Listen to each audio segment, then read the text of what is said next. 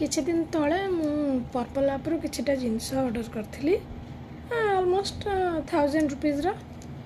ତ ମୁଁ 31 ତାରିଖରେ ଅର୍ଡ଼ର୍ କରିଥିଲି, ସେଇଟା ଲେଖିଥିଲା 5 ତାରିଖରେ ଆସିବ ବୋଲି।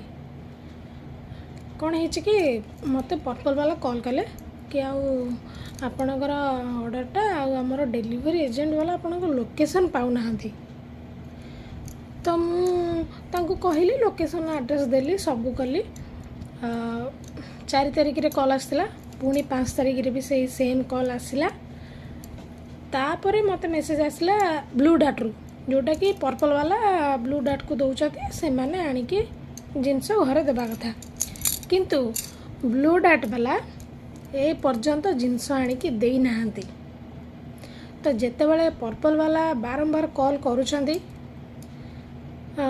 ମୁଁ ତାଙ୍କୁ ଆଡ୍ରେସ୍ ଦେଉଛି, ତାପରେ ଆଉ ସେ ବ୍ଲୁ ଡାର୍ଟ ବାଲା ମେସେଜ୍ ବି କରୁଛନ୍ତି କି ଆପଣଙ୍କର ପାର୍ସଲଟା ଆଜି ଦିନ ରାତି 11ଟା ଭିତରେ ପହଞ୍ଚିଯିବ।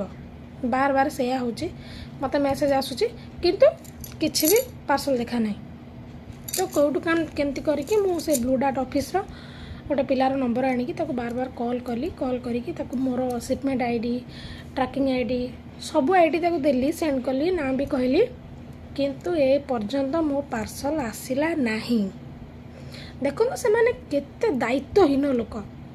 ଆଚ୍ଛା, ମୁଁ ଗୋଟେ କଥା କହିବାକୁ ଚାହୁଁଛି, ସେ ଯେଉଁ ପର୍ପଲ୍ ଆପ୍ର ଆପଣ କାହିଁକି ଏଇଭଳିଆ ଡେଲିଭରି ଏଜେଣ୍ଟମାନଙ୍କୁ ହାୟର କରୁଛନ୍ତି, ଯେଉଁମାନେ କି ଲୋକମାନଙ୍କର ଜିନିଷ ଗୁଡ଼ା ତାଙ୍କ ପାଖରେ ପହଞ୍ଚେଇ ପାରୁନାହାନ୍ତି। ତ ଫ୍ଲିପକାର୍ଟ ଆସୁଛି, ଆମାଜନ୍ ଆସୁଛି, ମିନ୍ତ୍ରା ଆସୁଛି, ମିଶୋ ଆସୁଛି, ଇଭେନ୍ ଫାଷ୍ଟକ୍ରାଏ ଆସୁଛି, ଯେଉଁ ବି ଆପ୍ରୁ ଆପଣ ଜିନିଷ ଅର୍ଡ଼ର କରନ୍ତୁ ସବୁ ଆସୁଛି, ନାଇକା ଆସୁଛି, ଟ୍ରୁ ମେଡ୍ସ ବି ଆସୁଛି, ମେଡ଼ିସିନ ଆପ୍ ବି ସବୁ ଆସୁଛି। କିନ୍ତୁ ପର୍ପଲ୍ର ଯେତେବେଳେ ବି ଯେଉଁ ଜାଗାରେ ଆପଣ ଜିନିଷ ଅର୍ଡ଼ର କରନ୍ତୁ ସେଠି ଜିନିଷ ଆସିବନି। ମାନେ ପର୍ପଲ୍ ବାଲା ଦାୟିତ୍ୱହୀନ କି ସେମାନେ ଯେଉଁ ଏଜେଣ୍ଟମାନଙ୍କୁ ହାୟର କରିଛନ୍ତି ସେମାନେ ଦାୟିତ୍ୱହୀନ?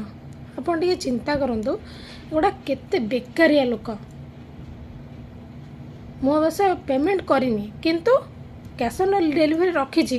ତ ଆପଣମାନେ କ'ଣ ଆମ ଜିନିଷ ଦେବେନି ନା? ଦେବାକୁ ଇଚ୍ଛା ନାହିଁ।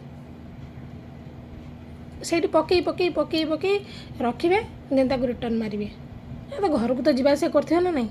ତ ଯେଉଁ ଆଡ୍ରେସ୍ର ଜିନିଷ ଆପଣଙ୍କ ପାଖକୁ ଦିଆଯାଉଛି, ଆପଣଙ୍କୁ ତ ସେଇ ପାଖାପାଖି ହେଇଥିବ 5 କିଲୋମିଟର ଭିତରେ। ଆପଣମାନେ କ'ଣ ଏତେ ମୂର୍ଖ?